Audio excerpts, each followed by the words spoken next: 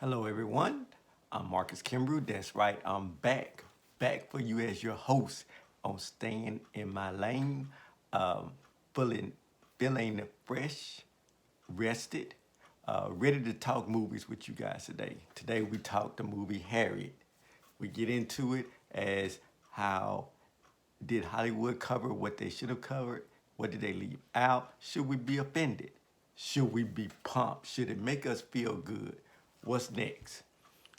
So, what's next is staying in my lane as we talk Harriet, Hollywood versus history on staying in my lane. Coming right back.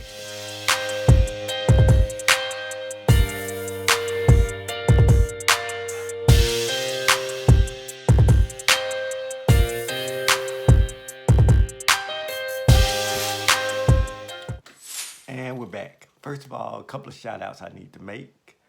Number one, as you can see that my intro music has changed thanks to my fam. All right, so I no longer have to put the I do not own the rights because now I do own the rights.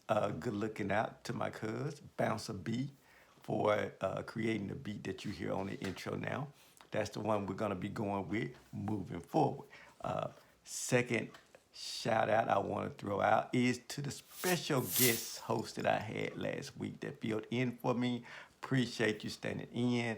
Um, um, it looked like you did a great job. Might have to call on you in the future. Hey, I appreciate you guys, being patient with him and everything. It was his first time guest hosting on the show. So that was good looking out. And now, before we get into our main topic here, throw out a little sports news right now. Don't know when you're seeing this, but right now there's only one undefeated NFL team, and that is the San Francisco 49ers. I know I hate that as much as you do. The New England Patriots ran into a buzzsaw called Lamar Jackson. Um, I don't really understand that.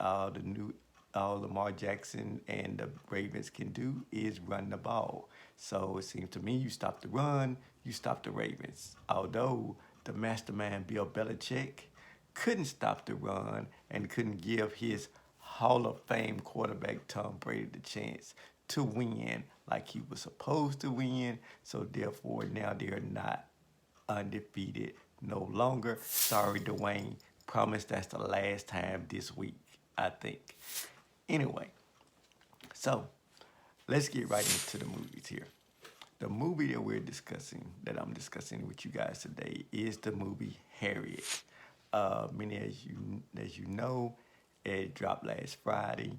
It's the biopic of the civil rights and activist Harriet Tubman, played by Cynthia Erivo. All right, so first of all, I'm gonna go into Cynthia. A lot of people didn't like the fact that she was cast as Harriet Tubman because she is British. And a lot of people have not heard of her, but make no bones about it, she is definitely qualified to play a leading role such as that. I mean, her credentials are that she's done stage plays. She over in Britain, she did the British adaptation of Sister Act, in which she played Whoopi Goldberg's part as Sister Mary Clarence, Dolores Ben Cartier. She also has played in this stage play that's traveling around as Celie in The Color Purple, which I have not seen the play or the movie, but hey, it is what it is. Also, you may have seen her in the movie Widows, which co-stars Viola Davis, and the star-studded movie. What's the name of the movie? Bad Times at the El Royale. Seen it. Kind of long. If you've seen it, you'll know her. She's the girl in there that's singing in there. Yeah. So, and the singer, she is a singer and a songwriter as well as an actress. She is at this point only an Emmy away from being an EGOT winner, which is Emmy, Grammy, Oscar, Tony. She gets that Emmy. She gets that Emmy, and guess where that puts her? That puts her up there with Whoopi Goldberg as an EGOT winner, which is crazy because, like I just said, she plays Celie, which Whoopi Goldberg plays Celie in the movie adaptation of Color Purple, and plays Sister Mary Clarence, Dolores McCartier, in the movie adaptation of Sister X. So that would put her right up there with it. She need to go on and win that Emmy because I'm seeing an episode of The View where her and Whoopi are sitting side by side. Now, to me, that's a powerful interview. We need to let that happen. Okay, so anyway, like I said, we're going to get into that. Cynthia, a lot of people have put down Cynthia for in this part because accordingly she said some things in the past that were less favorable as far as, you know, things go or whatever. I can understand that. I can understand how you may feel like that. I mean, I can remember one time in the past where I actually said I didn't like barbecue ribs. I thought that it was messy. I thought they were nasty. Fast forward years later, now I like barbecue ribs. I also thought in the past where it wasn't important for me to cook. Thought it was crazy for me to have to learn how to cook. Why should I have to learn how to cook? You know, when you got McDonald's and you got other restaurants and stuff like that. What's the purpose of that? So fast forward to now, I consider myself to be partly a chef, you know, making things like chicken marsala, chicken pepper cash, which I did get the idea from watching Captain America Civil War, but hey, and you know, things of that nature. So things change, you know, and I shouldn't be held accountable for what I said in the past. She shouldn't be held accountable for what she said in the past. I'm sure all of you will agree that if you think about it, throughout your life, you've said some dumb things, okay? The only difference is that she's in the spotlight and we're not. We say dumb things. We may have a best friend or whatever to call us out on it or whatever. She says a dumb thing, it's blasted all over Twitter, TMZ, everything, especially when she gets a role like this. So we're gonna set that to the side and we're gonna look at her as an actress. As an actress, like I said, she is she's all that as an actress. You know, I think she's very talented, British or not. She was the right pick for this role. I know that passes over like a bunch of Americans for doing this role, but nobody complained when Hugh Laurie played House because he's British. Nobody complained when Antonia Thomas got the role for in The Good Doctor. Nobody complained when The Walking Dead, one of the highest rated shows ever, which is filmed in Atlanta, Georgia, whose main cast was made up mostly of people who weren't even from here. I mean, most of them are from England, Canada, or wherever, but they're not even from here. So, well, why put her down for that, okay? You know, the show All American, everybody's so hyped up about. One of the girls on there is actually half Nigerian. So, I mean, we can't let that, you know, the fact that she got the role and some American didn't get the role, can't let that discourage us from wanting to see this movie as far as what it means. Now, Harriet Tubman, born Araminta Ross in March of 1822, died March 10th, 1913. She was an American abolitionist and political activist. She was born into slavery. She escaped and subsequently made some 13 missions to secure 70 enslaved people. That included her family and friends. Um, she was using this network that is known as the Underground Railroad. The Underground Railroad, as you know, was there long before Harriet Tubman. They had a series called The Underground, which I guess focused on the Underground Railroad. I never got a chance to see the series. It was on WGN. I'm sure you probably can pick it up on whatever streaming service that you have, but I never got a chance to see it. Someone told me that they only started talking about Harriet Tubman towards the end of the second season, which to me that sounds about accurate because she did not start the Underground Railroad, although she did. She is famously known as the main conductor of the Underground Railroad. She did not start it. Okay, so what I just did then pretty much gave you the Wikipedia cliff notes on it. But as far as like my thoughts, she is one of the great pioneers. Uh, Black History Month comes around. That's one of the people that is widely recognized. I mean, I've often said that, yeah, they give us the Harriet Tubman and the Frederick Douglass and stuff like that, but, you know, Harriet does deserve her place. She's actually, they had a survey at the end of the 20th century, and she ranked number 3 behind Betsy Ross and Paul Revere. So that's pretty good company right there that she ranked behind those two. Um, as far as the movie goes, the movie, it didn't show, or maybe I may have dozed off or whatever, but I didn't see the impact that Frederick Douglass had, because you know that Frederick Douglass wrote in one of his autobiographies that he did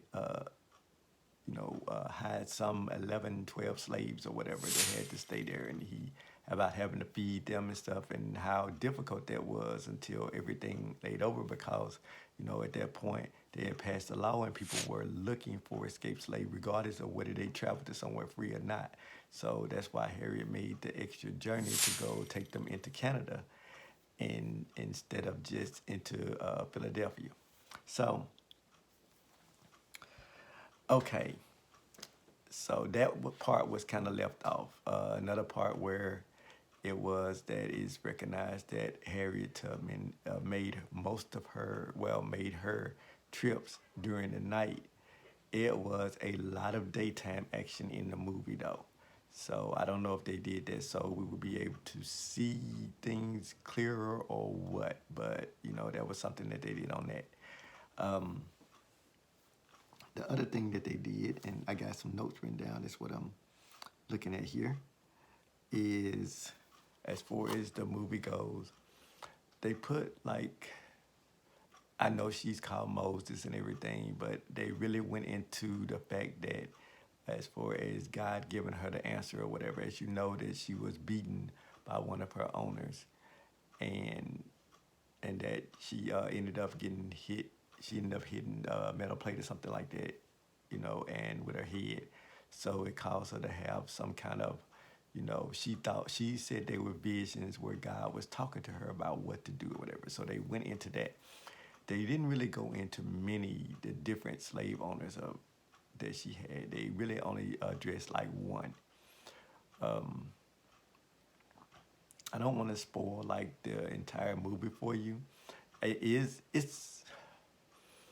it's a good movie for what it was, and it wasn't like, to me, a Black Panther movie where you walked out feeling like you could conquer the world. Um, a little bit of bad news for you guys. I know that everyone was looking forward to Harriet Tubman being put on the $20 bill because of the in 2016, the Treasury Secretary Jack Lew, he had planned to add a portrait of Harriet Tubman to the $20 bill to replace Andrew Jackson, who was a slave owner, as many of you know. So that bill was supposed to go into circulation sometime in 2020, which makes sense. $20 bill, 2020. Hey, we're good with that. However, he went out of office, and in 2017, the guy who took his place, Stephen McNukin, I think that's how you pronounce that, said he would not commit to putting Harriet Tubman on a $20 bill. And I quote, "People have been on the bills for a long period of time. This is something we will consider. Right now, we have a lot more issues to focus on. End quote, sorry. Something that we will consider." Kind of reminds me of the time when I was a child, and I would want to go out and play, but I couldn't go out alone. Yeah, back then you couldn't go out alone. You had to go out with an adult. So I would go to my cousin Jessie. Hey, can I go outside? Let's go outside or whatever. And her thing would be, hey, we'll go later on. I'm still waiting on later on. So if you guys see Jessie or whatever, just let her know I'm still waiting on later on. And it's been 30 years, 32, 33 years later. So we could be waiting the same amount. When they say it like that, that means that, hey, we putting that on the back burner. And don't look forward to getting that $20 bill with Harriet Tubman on it. I think you can order the stamps though. I think she is on the stamp, so we can't get that. That can be a keepsake that we can have. I know I was looking forward to getting a $20 bill and not spending it, just having it up. You know, just kind of making you feel proud that she would be the first African American own money like that. So that's kind of cool right there. And as far as you saying, well, she's not in the president, well, neither is Benjamin Franklin, and he's on one of the highest bills, which is the $100 bill. So that shouldn't matter. All right. So that's about all I'm going to go to into on the show today. So, but feel free to go check out Harriet. Like I said, overall, it's a good movie.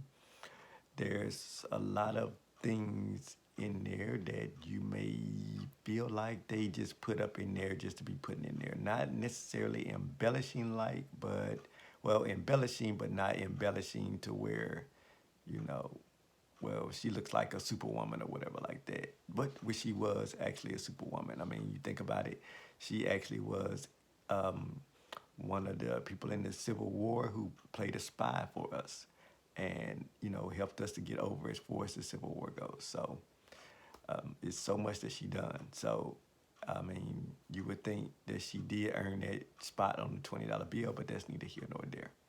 All right. So, please like, comment, share, subscribe this video. I want to thank each and every one of you for tuning in. I'm going to take a brief pause. I'm coming back with a final word that you definitely do not want to miss. All right?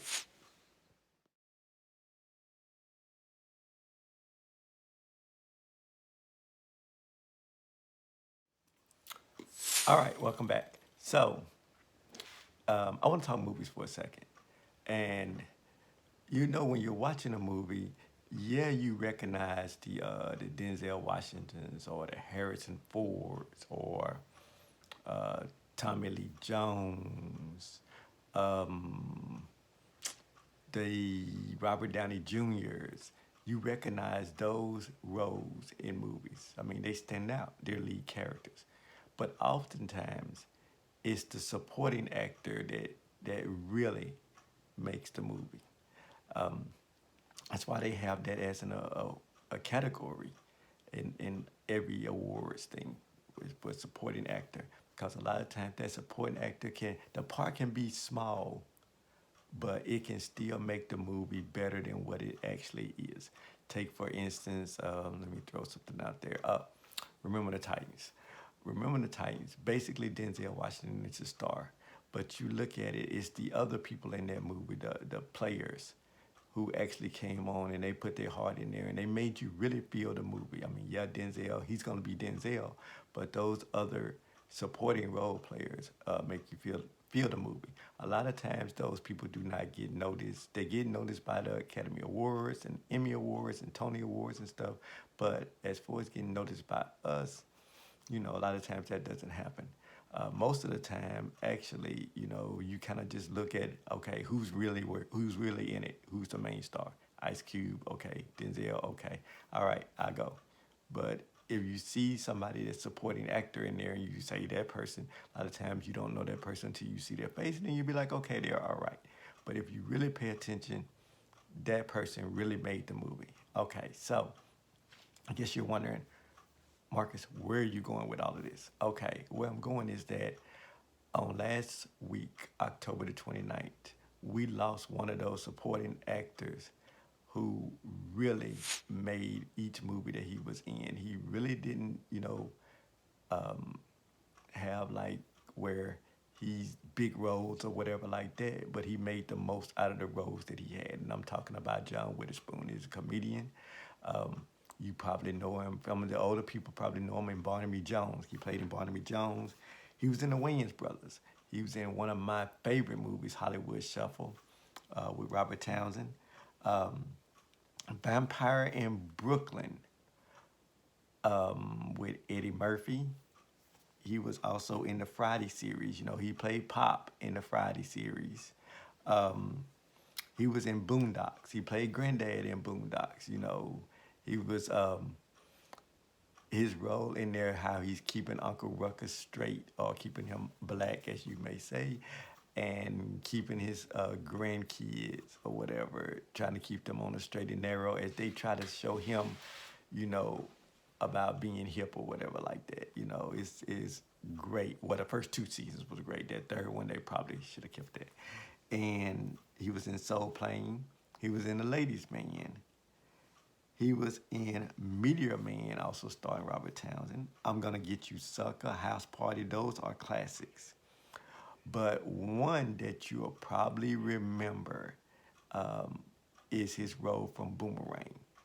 His role did not last that long. I would say he probably had about maybe 10, 15 minutes of screen time, but he made you remember. He was the one where for Thanksgiving dinner they come over to Eddie's place, and he comes in and he was like, and Eddie's like, okay, you got to tell me where you got the mushroom shirt. He said, yeah, you like that, huh? Yeah, you got to tell me where you got the mushroom shirt. Where you? He said, but see, you think you don't just start with the mushroom shirt. See, look, mushroom belt.